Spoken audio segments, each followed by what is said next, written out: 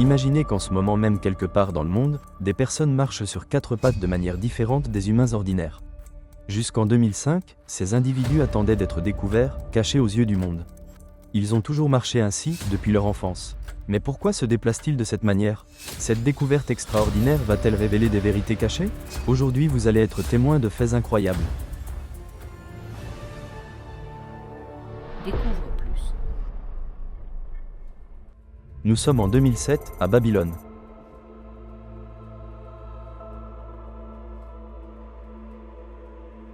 Ces personnes sont incapables de marcher sur leurs pieds, et lorsqu'elles essaient, cela devient une véritable épreuve pour elles, une torture presque.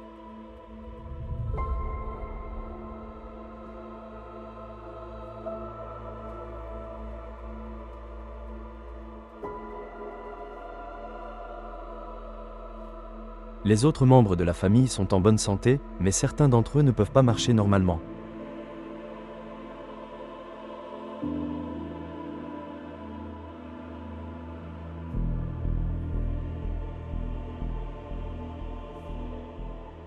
Cette condition entraîne d'autres problèmes.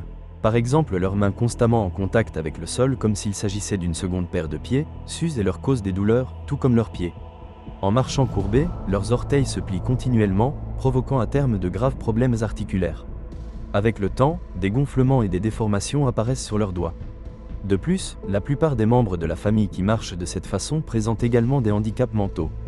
On pourrait se demander si ces troubles mentaux sont la cause de leur démarche ou si marcher ainsi leur est plus facile. Peut-être ont-ils fait ce choix eux-mêmes. À ce stade, il était nécessaire de mener une enquête. Tout a commencé par un article publié par des scientifiques turcs. Cet article racontait l'histoire d'une famille vivant dans une région reculée de la Turquie. Ce qui était surprenant, c'est que ces personnes marchaient sur quatre pattes, comme des animaux. Bien que cette comparaison puisse sembler peu flatteuse, elle est la plus appropriée pour décrire la situation. L'article des scientifiques turcs mettait l'accent sur des détails jugés insignifiants, sans vraiment aborder la question principale: pourquoi ces gens marchaient-ils sur quatre pattes? En Angleterre, un professeur étonné par ce qu'il lisait, décida de se rendre en Turquie avec un collègue pour vérifier cette incroyable découverte.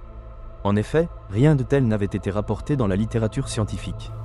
Le professeur voulait rencontrer tous ceux qui étaient dans cet état. Un jour, ils aperçurent quelqu'un au loin qui semblait ivre de par sa démarche. Mais cette personne était en réalité l'une des moins affectées par ce problème. D'autres étaient moins chanceux. Hussein par exemple est dans cet état depuis environ 28 ans. La famille compte 5 enfants qui, en raison de graves problèmes d'équilibre et d'handicap cognitif, sont incapables de se tenir debout. En conséquence, ces 5 enfants n'ayant jamais pu marcher normalement se sont adaptés à se déplacer sur 4 pattes.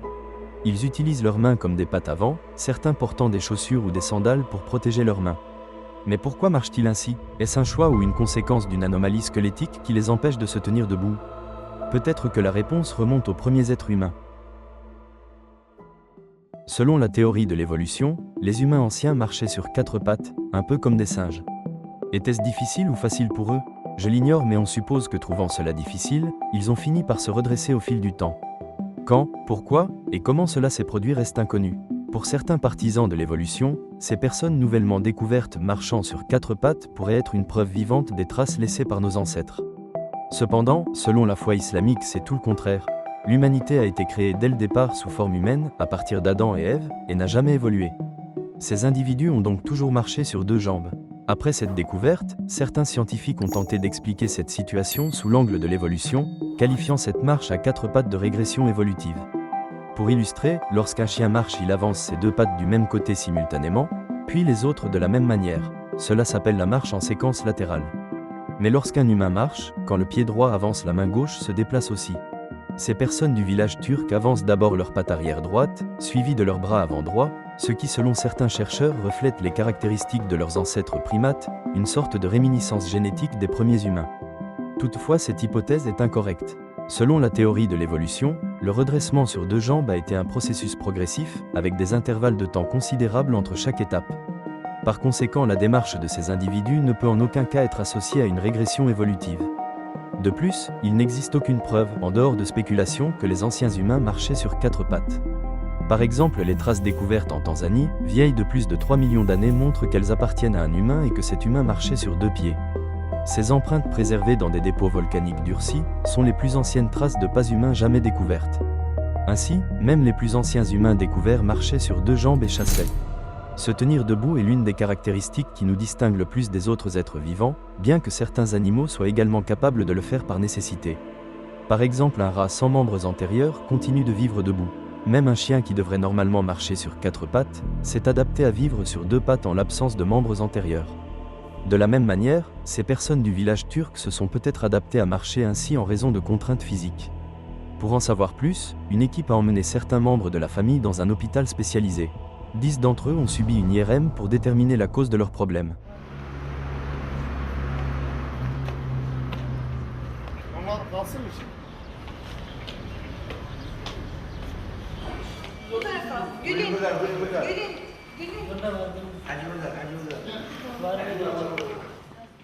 À ce stade, ils vont passer une IRM pour essayer de comprendre ce qui se passe.